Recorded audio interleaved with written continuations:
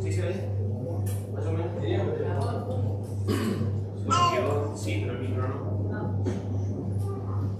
Está bien. Bueno.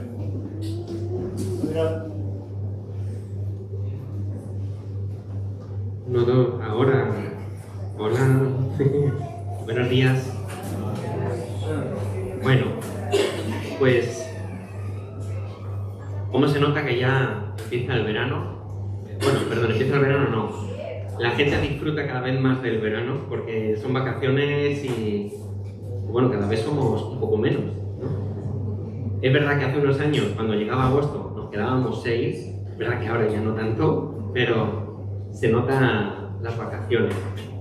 Las vacaciones, quiero decir, de familia, ¿eh? Las vacaciones espirituales no existen, ¿vale? Por mucho que os digan, no existen. Bueno, pues, como sabéis, llevamos algunas semanas en Cristo Vive reflexionando acerca de lo que Dios nos ha revelado como iglesia. Creemos que el Señor nos está llamando a multiplicarnos y queremos en este tiempo, durante este año, estar atentos a lo que Dios nos quiera decir respecto a esto, ¿no? En el cómo, en el cuándo, en el dónde, en el quién. Y queremos escuchar lo que Dios tiene por revelarnos. Pero hemos empezado a hacerlo con lo que al menos sabemos que Dios ya nos ha revelado. Buscaremos revelación, pero al menos vamos a mirar a lo que Dios ya nos ha revelado. Y lo hacemos a la luz de la Escritura y bajo la pregunta de cómo era la iglesia que Dios multiplicaba, ¿verdad? Bueno, pues hoy vamos a hablar de una iglesia en casas. Así que os voy a pedir que vayáis al libro de Hechos, capítulo 2. ¿Vale? No es mi intención hoy hacer una escuela dominical porque hay información como para aburrir sobre las iglesias en hogar en el primer siglo, sobre cómo era la iglesia primitiva, sobre cómo se manejaban los cristianos en aquel momento, pero nos vamos a ir al libro de los Hechos para leer brevemente una descripción de esos primeros momentos, ¿no? De la iglesia que deja el Señor Jesús preparada una vez asciende. Así que, si podéis seguirme con la lectura, si no has traído Biblia, júntate con un cristiano, que hay aquí alguno. Dice Hechos capítulo 2, versículo del 42 al 47. Dicen: y perseveraban en la doctrina de los apóstoles, en la comunión unos con otros, en el partimiento del pan y en las oraciones. Y sobrevino temor a toda persona, y muchas maravillas y señales eran hechas por los apóstoles. Todos los que habían creído estaban juntos y tenían en común todas las cosas. Vendían sus propiedades y sus bienes y los repartían a todos según la necesidad de cada uno. Y perseverando unánimes cada día en el templo y partiendo el pan en las casas, comían juntos con alegría y sencillez de corazón, alabando a Dios y teniendo favor con todo el pueblo. Y el Señor añadía cada día a la iglesia los que habían de ser salvos. Amén. Bueno, quizás hoy, si escuchas la palabra iglesia, se te vengan muchas imágenes a la cabeza, ¿no? Muchos pensaremos en iglesias muy grandes, con escenarios llenos de luces, otros pensarán en alabanza muy sonora, otros pensaréis en iglesia como un predicador muy famoso o reputado, otros en los programas propios que tiene la iglesia. Y si tú no piensas de esa manera no pasa nada, pero sí es verdad que hay mucha gente que cuando hablamos de iglesia es la imagen que tiene. Al final es como lo más visual, cómo lo interiorizan, ¿no? Sin embargo, cuando vamos al Nuevo Testamento, nos encontramos una realidad un poco distinta. No sé si quieres, pasar las diapositivas, pero la realidad de los primeros cristianos, aquí veréis un pequeño dibujo, ¿no?, que encontraron de la iglesia primitiva, de las reuniones que tenían. La realidad de estos primeros cristianos es que por casi 300 años, principalmente, se reunieron en hogares. Hasta más o menos el siglo IV. ¿Qué pasó en el siglo IV? ¿Lo sabéis? Llega una persona que se llama Constantino y de alguna forma oficializa la religión cristiana como la religión del imperio, y es donde empieza a construir las primeras basílicas que conocemos hoy a lo largo de todo el imperio y centraliza lo que ocurría en las casas en un mismo lugar, ¿vale? Ese es un poco el recorrido histórico, que requiere de mucho tiempo y mucho matiz para hablar de esto. Pero os resumo 400 años en 20 segundos, ¿vale? El ministerio basado en las casas comenzó a ser muy común y a lo largo del libro de los Hechos vamos a ver que cada vez que se menciona a una iglesia local está haciendo alusión a una referencia a una reunión que se está dando en una casa. Es decir, en el libro de los Hechos encontramos hombres y mujeres ardiendo por el Espíritu Santo que comenzaron a propagar el mensaje tal y como dice Hechos 20, capítulo 20, versículo 20, lo hacían de casa en casa. Esto es lo que hacían los primeros cristianos. Por lo tanto, las iglesias en las casas desempeñaron un papel fundamental para el crecimiento de la iglesia y la proclamación del Evangelio. Y sí podemos afirmar que durante los 3 primeros siglos de la iglesia, el movimiento de la iglesia en casa fue el movimiento por excelencia en el que se desarrollaba la iglesia cristiana. Esto lo que permitió, fue también desafiar el orden social de la época. Es decir, los cristianos en aquel momento se convirtieron en testigos por medio de sus vidas, sus palabras y también por sus sufrimientos, por su martirio. Y claro, debido al tamaño de las iglesias en casas, porque las casas no eran muy grandes, los oikos llamados tenían una composición más familiar, estaba pensado para familias. Pero con ese tamaño pequeño era posible mantener una atmósfera familiar y que de alguna forma esa práctica del amor los unos con los otros era mucho más efectiva, se daba de forma natural. Entonces, la iglesia primitiva siguió el ejemplo de Jesús a lo largo de todo el imperio. Y fijaros, solo en el libro de los Hechos, porque en las cartas de Pablo vamos a encontrar alusión de Pablo en sus saludos o sus, digamos, los despidos de las cartas, como hace referencia a las iglesias que se reúnen en la casa de algunos. Pero solo en el libro de los Hechos encontramos evidencia histórica de iglesias que se reunían en casas en Galilea, Jerusalén, Jericó, Damasco, Jope, Cesarea, Tiro, Filipo, Tesalónica, Éfeso, Troas, Corinto y Roma.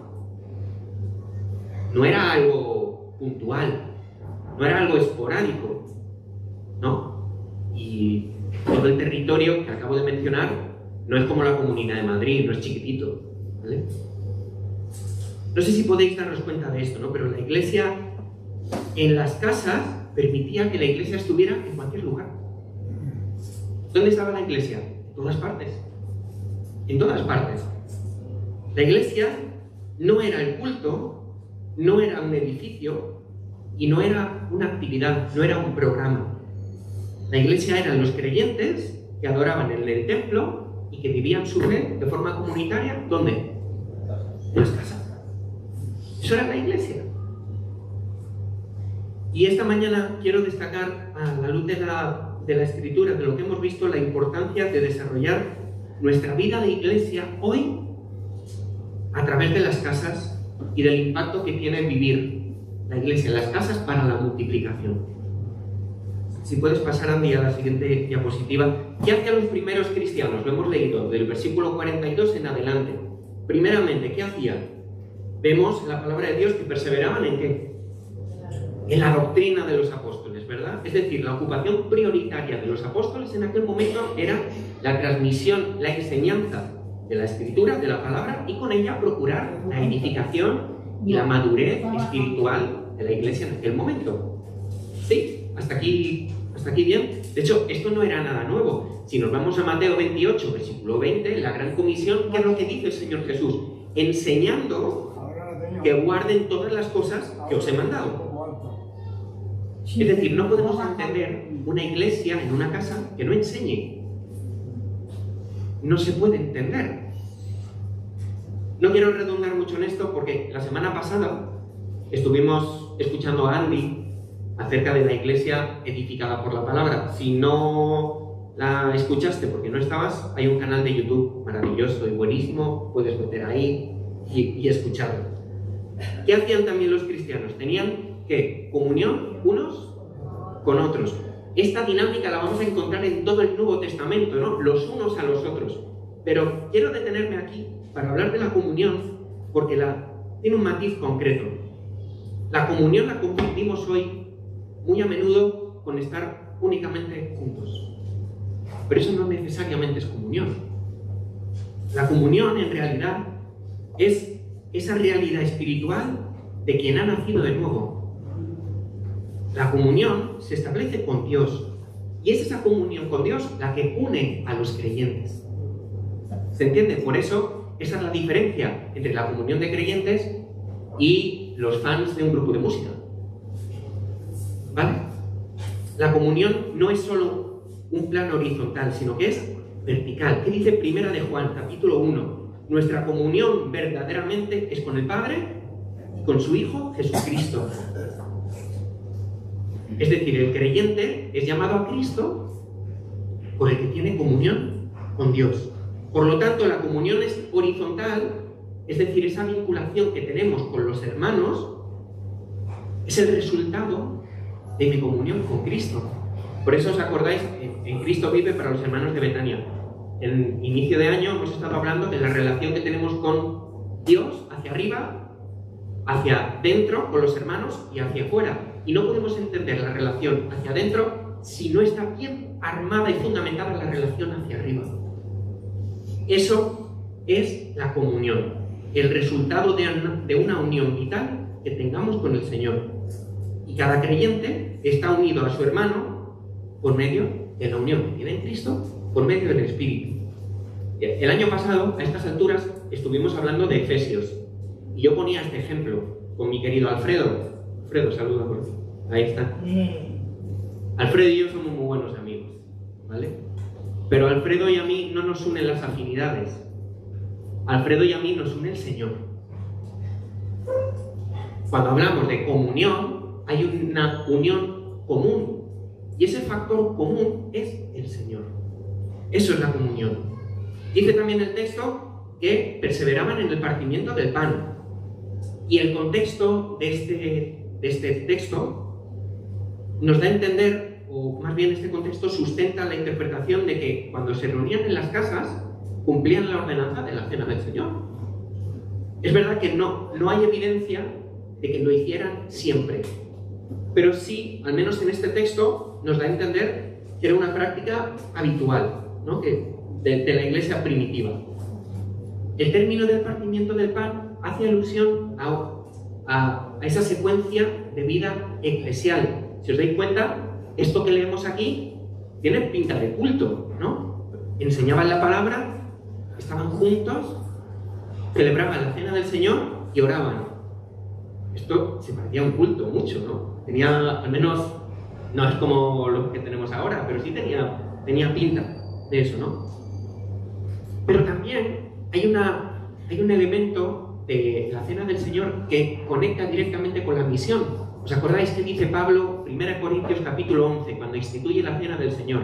Cada vez que comiereis este pan y bebiereis de esta copa, ¿qué pasa? La muerte del Señor anunciáis. Hay un elemento de proclamación. Hay un elemento de proclamación también a través de la cena del Señor. Y por último, se mantenían en las oraciones. Y no voy a entrar aquí porque la semana que viene Jorge nos estará compartiendo acerca de la iglesia que ora. Así que, para no redundar y que tengáis que escucharme mucho más rato, pues el próximo domingo hablaremos de la oración. ¿Vale? ¿Qué nos deja ver este texto? Pues que más allá de los elementos que componían la vida comunitaria de la iglesia, encontramos que hay un componente puramente relacional. Si puedes, Andy, pasar a la siguiente diapositiva. Decía, hay un escritor cristiano que se llama Andrew Roth que dice: la iglesia puede tener un edificio, pero ese no es su lugar. El edificio puede ser la ubicación física de la iglesia, pero su lugar está en el vínculo humano que tejen las personas fuera de sus cuatro paredes. A mí me encanta esta definición de iglesia. La iglesia que Jesús estableció era una iglesia relacional, que promovía lo íntimo, lo cercano, el contacto entre personas. Esa fue la iglesia que diseñó el Señor Jesús. Y en el Nuevo Testamento encontramos cómo se revela la naturaleza relacional de la iglesia. Y quizás por lo que hemos heredado desde Constantino hasta hoy, ¿no? También por culpa de nuestro apego a los edificios físicos, hemos adoptado un modelo de centralismo, ¿no? De si aquí no está la iglesia, no hay iglesia, ¿no? Muchas veces cuando señalamos aquí, decimos aquí está mi iglesia. No, aquí está el local donde se reúne la iglesia, pero no está la iglesia. Muchas veces hemos delegado en ese modelo central físico de iglesia, en ese espacio dominical, muchas expectativas de personas, de programas, de cultos, y son expectativas que nunca vamos a ver cumplidas, precisamente porque no estamos llamados a eso. El mejor ministerio de la iglesia siempre ocurre cuando salimos de los templos, no cuando nos encerramos en ellos. Por eso hay una premisa que me gustaría dejarte esta mañana, si puedes pasar a la siguiente diapositiva. Cada casa, una iglesia.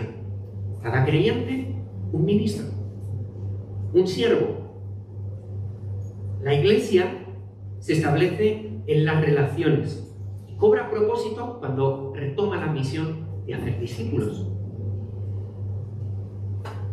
Fijaros, me dijo Carlos Fumero, es el próximo conferenciante del retiro de iglesia. Él es pastor en la iglesia de La Roca. Hace poquito estaba hablando con él y me decía una frase que a mí me encantó, que decía: no, la iglesia no tiene una misión, Dios tiene una misión para la iglesia. Es la misión de Dios la que da propósito a la iglesia, no la iglesia que toma esto para tener propósito. No es ese no es el orden. Es importante tener esto presente porque las iglesias en las casas tenían un componente no solo relacional, sino también misional. Y déjame ser muy claro con esto. Una iglesia que no hace discípulos es una empresa. Es un grupo de creyentes. Es un montón de gente reunida para compartir del Señor. Pero tal y como lo vemos en la Biblia, no es una iglesia. Fijaros, decía C.S. Lewis, que yo creo que conocéis todos, autor más que conocido, decía: es fácil pensar que la iglesia tiene muchos objetivos diferentes, pero la iglesia no existe con otro propósito que el de atraer a los hombres a Cristo. Si no lo hace, todas las catedrales, el clero, las misiones, los sermones, incluso la Biblia misma, son simplemente una pérdida de tiempo. Bueno, yo me imagino que no se ganó muchos amigos C.S. Lewis con esto, ¿no? Pero de todo el texto que hemos leído sobre cómo era la iglesia en casas, ¿sabéis cuál es la clave de todo? ¿Cuál es el eje central? Lo vamos a encontrar en el versículo 46 que hemos leído. Búscalo ahí en tu Biblia. Versículo 46. Andy, si puedes. La clave está en la expresión día a día. La Nueva Versión Internacional dice que no dejaban de reunirse unánimes ni un solo día. No sé cómo ves esto, ¿no? Pero ¿tú estarías dispuesto a tener que ver mi cara todos los días? No lo sé. Preguntadle a Lisa cómo lo llevo. Pero esta es la clave. Dice: perseverando unánimes cada día en el templo y partiendo el pan en las casas. Es decir, la iglesia es para adorar a Dios y juntos para aprender de su palabra, pero aún así es mucho más que eso. Dios quiere que compartamos nuestras vidas con creyentes y con no creyentes. Es el diseño de la iglesia. Que nos ministremos los unos a los otros. ¿Cuándo? ¿Cada cuánto? Cada día. Cada día. Si estamos diseñados a vivir en relación, ¿por qué limitarnos, no? Los primeros creyentes iban todos los días al templo a adorar a Dios y a escuchar las enseñanzas que también se predicaban. Pero sabéis que como eran muchos, el lugar en el templo donde podían estar era el pórtico de Salomón, que era muy grande, y estaban allí. Pero claro, al final, el versículo 41, que no hemos leído, es el anterior, se habían convertido 3.000 personas por la predicación de los apóstoles. 3.000 personas es muy difícil de gestionar, ¿no? Entonces, iban al templo, pero ¿cómo se hace vida de iglesia con 3.000 personas? Si aquí nosotros no llegaremos a 60, y estoy seguro que hoy no hablaré con la mayoría de vosotros, ¿no? ¿Cómo se gestiona eso, no? Esas 3.000 personas. Bueno, esto hizo que la vida de iglesia ocurriera cada día en espacios pequeños, comunitarios, donde podían compartir todas estas cosas. ¿Dónde eran? En las casas. Acudían a adorar al templo, pero la vida de iglesia no ocurría en el templo. Y eso nos pasa exactamente igual a nosotros. No podemos reducir nuestra vida de iglesia a 2 horas un domingo. Eso no es vida de iglesia. Eso es la iglesia adorando, reuniéndose y glorificando a Dios. Pero nos hemos creído que la iglesia son los domingos, pero la iglesia son las relaciones. La iglesia son las personas.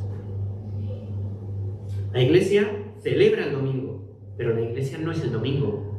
La iglesia está de lunes a domingo. ¿Sabes lo que es la iglesia?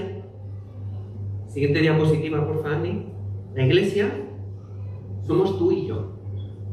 Eso es la iglesia. La iglesia somos tú y yo todos los días. Eso es la iglesia. Y debemos recuperar esa identidad, una iglesia diseñada por Jesús que vive en comunión, que pone en el centro a las personas, una iglesia que se sienta a la mesa, que renuncia a las plataformas, a tener tantas sillas, que se ministra mutuamente y que encarna el ministerio de Jesús. Eso es la comunión. Es al final una identidad del creyente. Fíjate, busca el versículo 44 que hemos leído. Versículo 44 del capítulo 2 de Hechos. Fijaros si la comunión es un elemento de la identidad del creyente. Dice, todos los que habían creído, ¿estaban qué? Todos los que habían creído, estaban juntos. Es indivisible. La comunión a la que estamos llamados a encarnar ese principio horizontal de los unos a los otros hace que no necesitemos de la dependencia de una persona para hacer todo. Versículos 44 y 45 dice que estaban juntos, que lo tenían en común, que repartían a todos. ¿Sabéis por qué repartían a cada uno en función de su necesidad? ¿Sabéis por qué? Porque las conocían, porque estaban juntos y sabían las necesidades que tenían los hermanos con los que compartían y con los que pasaban tiempo. Eso permitía vivir la fe comunitaria en las casas. Eso era la iglesia, un lugar de encuentro, un lugar recíproco, donde se encarnaba el servicio mutuo. Por eso hay una frase que a mí me gusta mucho, y es que una persona no puede cuidar de todos, pero todos sí pueden cuidar de una persona, ¿verdad? Los números así sí nos salen. Fijaros si esto ha tenido tal calado que hoy, por ejemplo, escuchamos muchas veces cuando hay personas que hacen alusión al texto de Hebreos capítulo 10 para regañar a la gente que no asiste a la iglesia, ¿verdad? ¿Os acordáis de este versículo? No dejando de congregaros como algunos tienen por costumbre, ¿no? Que lo usan como un arma arrojadiza. Pero, ¿dónde se congregaban los cristianos en aquel momento? En las casas. Por lo tanto, la invitación del escritor de Hebreos no es tanto a tener una asistencia con un periodo de tiempo exacto en el culto dominical. La invitación del escritor de Hebreos es a no desprenderse, no desconectarse de la vida comunitaria de la iglesia. Esa es la invitación, no dejar de congregarse, porque era todos los días. Y esa es la invitación. ¿Por qué hago énfasis en la comunión? Porque encontramos un nexo innegable con la misión de hacer discípulos. Andy, la siguiente diapositiva. En palabras del Señor Jesús, Juan capítulo 17, versículo 21. ¿Qué decía el Señor Jesús? Que sean uno para que el mundo crea que tú me enviaste. comunión y misión. Que sean uno para que el mundo crea. Ese es el otro elemento que quiero destacarte hoy.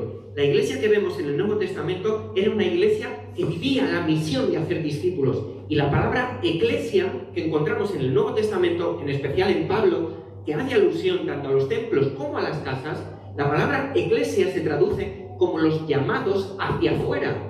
Sí, etimológicamente y también por contexto significa asamblea, reunión de creyentes, pero la traducción literal es esa, llamados hacia afuera. Y fijaros qué interesante, porque dice el texto en el capítulo 40, versículo 43 que hemos leído, que la forma en que vivía la iglesia, ¿sabéis qué hizo? Hizo que se sobreviniera un temor, ¿no? Otras traducciones hablan de un respeto reverente, ¿no? Sobrevino un respeto reverente a todas las personas. Es decir, muchos de los que observaban las vidas transformadas de los primeros cristianos y las obras que hacían los apóstoles impactaban a la gente que les rodeaba. Y ese impacto dirigía la mirada hacia el Padre. Por eso el testimonio del creyente no es para darse palmadas en la espalda, sino para glorificar a Dios. Nosotros somos la luz del mundo, ¿verdad? ¿Quién dijo esto? ¿Lo dijo Herodes? Vale, estáis conmigo, bien, gracias. Somos la luz del mundo, pero nuestra luz no es para que se nos vea, para que aplaudan nuestras buenas obras, sino para que sea un elemento que glorifique a Dios. Las buenas obras, las vidas transformadas, son evidencia de lo que Jesús ha hecho en nuestra vida. No es solo predicar el Evangelio, es vivir y encarnar el Evangelio. Y necesitamos personas, o sea, que las personas lo vean expresado en nuestro testimonio. Y esto se traslada a la iglesia. Primera de Pedro, capítulo 2, versículo 12. ¿Qué es lo que dice? Manteniendo buena vuestra manera de vivir entre los gentiles, para que lo que murmuran de vosotros como de malhechores, glorifiquen a Dios en el día de la visitación, al considerar vuestras buenas obras. El testimonio de los cristianos producía ese respeto reverente a Dios por lo que veían a través de su conducta. ¿Se entiende? Por eso dice el versículo 46, que contaban con el favor de todo el pueblo. Es decir, los cristianos testificaban y llevaron hasta el final la misión de hacer discípulos. Y nada como una casa para acompañar, para arropar, para bendecir, para servir, para ministrarse, para discipular, para compartir el Evangelio. No podemos entender la iglesia sin nuevos creyentes. No podemos entender la iglesia sin nuevos discípulos, porque esa es la misión que nos ha dado Dios como iglesia. Y me acuerdo que mi suegro siempre decía una frase que a mí me gustaba mucho, dice: el nuevo creyente trae aire fresco a la iglesia, porque trae dudas, trae preguntas, trae entusiasmo, Sí, es verdad, el nuevo creyente pone patas arriba otra vez la iglesia, sí. Y no podemos entender la iglesia sin nuevos discípulos. Las casas son un lugar donde se predica el Evangelio. Hechos capítulo 5, versículo 42. Dice: y todos los días, otra vez la alusión a que ocurría siempre, todos los días en el templo y por las casas no cesaban de enseñar y predicar a Jesucristo. ¿Cuándo? Cada día, todos los días, día a día. Quizás para empezar a influir sobre aquellos que todavía no conocen del Señor, lo más probable es que tengamos que comenzar por relacionarnos con ellos en lugares que para ellos sean importantes y cotidianos. Se me ocurre, por ejemplo, una casa. Por ejemplo, lo sabemos de sobra. La gente tiene mucho prejuicio con venir al local de la iglesia, pero a una casa no. No hay nada mejor que una casa para poder invitar y hacer nuevos discípulos. Y perdóname, pero tengo que hacerte una pregunta muy incómoda. muy incómoda. No lo hago con ánimo de nada. Pero la tengo que hacer. En el último año, ¿cuántos nuevos discípulos has hecho?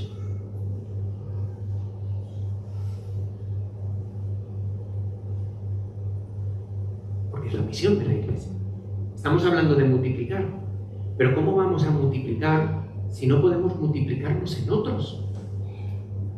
Y es cuando vemos la iglesia del primer siglo, esta iglesia que Jesús diseñó, y dices, qué gran desafío, ¿no? Yo quiero esto. Yo quiero encarnar esto. Me gustaría ir concluyendo. Hay 3 conclusiones que son consecuencia de la vida de la iglesia que hemos leído, que me gustaría compartiros en esta mañana. Porque necesitamos volver al diseño de Jesús. Necesitamos volver al diseño que vemos en la palabra de Dios. Encarnar la comunión que tenemos en Él para con los demás y vivir la misión que nos ha dejado. Y aquí brevemente tenéis estas 3 consecuencias, ¿no? ¿Qué ocurre cuando la iglesia se manifiesta en las casas y vive bajo ese modelo de Jesús? Pues primero de ellos es que vamos a experimentar una relación íntima con Dios. Una relación íntima con Dios. Versículo 43. Sobrevino temor a toda persona. Y antes os lo he mencionado, pero os he hecho un poco de trampa. Porque algunos comentarios dicen que ese temor no era solo para la gente que estaba alrededor de los cristianos, sino que ese temor, esa reverencia, era también de los nuevos creyentes, de los nuevos cristianos. Es decir, la presencia en ellos del Espíritu les hacía experimentar una nueva relación con Dios totalmente lejos de ese sentido religioso que habían vivido hasta el momento. Dios se manifestaba en medio de ellos de una forma tan especial, por medio ¿de qué? De la comunión, de la doctrina, de la enseñanza, de las oraciones, del partimiento del pan. Y eso producía una sensación íntima de reverencia con Dios. Y si somos capaces de superar esta estructura actual que tenemos de iglesia y priorizamos el modelo de Jesús, que pone en el centro a las personas, que vive las relaciones como Jesús las experimentaba, vamos a crecer en nuestra relación espiritual de manera exponencial. O sea, si replicamos todo esto, ¿cómo no se va a manifestar Dios en nosotros? Otra de las cosas que va a pasar, yo no soy un profeta, ¿vale? No lo veo, pero una de las cosas que va a pasar es que vamos a tener una relación más íntima con Dios. Pero otra cosa es que Dios nos va a usar. Versículo 43, la segunda parte, ¿qué dice de los apóstoles? Muchas maravillas y señales eran hechas por los apóstoles. Y esto es la consecuencia de lo que hemos visto hasta ahora. Si perseveramos en la doctrina, en la enseñanza de la palabra, en la comunión unos con otros, partiendo el pan y en las oraciones, todos los días, Dios va a obrar a través de nosotros. Vamos a ser instrumentos para multiplicar el reino de Dios. Instrumentos para testificar de Jesús, para traer bendición a las personas que nos rodean y para llevar a cabo la misión de hacer discípulos. Eso va a pasar. Dios nos va a usar. Y por último, vamos a ver salvación. Vamos a ver a gente rescatada. Versículo 47, que dice: y el Señor añadía cada día, otra vez, a los que debían o habían de ser salvos. Claro, como la iglesia vivía todos los días, el Señor actuaba todos los días. Y no sé si lo puedes apreciar. Hay una cosa que a mí, yo para esto soy muy friki, ¿vale? Pero me encanta ver el texto y cogiendo cosas. Si ves el versículo 41, que no hemos leído, y el versículo 47, habla de lo mismo. Entre medias tenemos cómo era la vida de los creyentes. Pero en el versículo 41 hay gente convirtiéndose, y en el versículo 47 hay gente convirtiéndose. Hay un sándwich de salvación en la vida de la iglesia. Esta es la receta para el crecimiento de la iglesia. La iglesia que vive el modelo de Jesús, que expresa su comunión y que vive su misión. En las casas comienza y termina en salvación. Y si tenemos cuidado de seguir este ejemplo de Jesús, que hemos leído, Dios se va a encargar de hacer crecer la iglesia. Esto no es de nosotros. Nosotros somos solo colaboradores, que Dios ha tenido a bien contar con nosotros, porque podrían no hacerlo. La obra es suya. Él es el que hace crecer y el que hace multiplicar. Si no nos olvidamos de la misión, de la necesidad de salvación de los perdidos, de hacer discípulos, Dios va a obrar y lo vamos a ver. Escúchame, Dios va a obrar y lo vamos a ver. Vamos a ver a gente a los pies de Jesús, como hemos cantado. Y la multiplicación que anhelamos como iglesia empieza aquí mismo. Yo anhelo ver esta iglesia, Cristo Vive, Betania, en estrecha relación con Dios, siendo usada por Dios para ver salvación, para ver nuevos discípulos.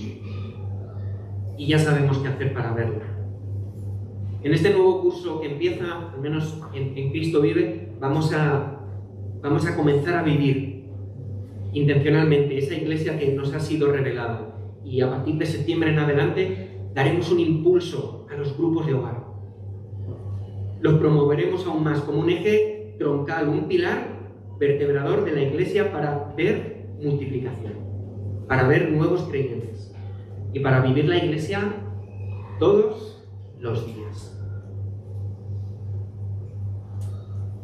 Si queremos crecer, nos tocará reproducir aquello que ha sido diseñado para multiplicar el reino de Dios. Quiero acabar con una cosa, ¿vale? Quiero enseñarte una cosa muy bonita, que me pone los pelos de punta. Te voy a enseñar una foto. No sé si la podéis ver. ¿Veis esta foto? ¿Qué es? La iglesia, ¿vale? No hay que ser muy... Esta es la iglesia, ¿no? Pero, ¿dónde empieza esta iglesia? ¿Puedes pasar a la siguiente? Empieza aquí, en una casa, con gente alabando al Señor, leyendo la Biblia, invitando gente. Es aquí donde empieza Cristo Vive, San Fernando, en una casa, haciendo discípulos, con Miguel Ángel Ollarvide, con Nico, con los Auli, con Josefina. Aquí empieza, en las casas. ¿Qué necesitamos más? ¿Qué necesitamos más? ¿No? De estos barros, ¿no? Estos lodos. Bueno, lo que hoy vivimos como congregación en este local tiene que ver con vivir la iglesia. Así que, con esto ya acabo. Quiero dejarte 2 preguntas y un desafío. Si puedes pasar a la siguiente diapositiva, si hay. Si no, no, está bien, no hay, perdón. 2 preguntas y un desafío. Las 2 preguntas.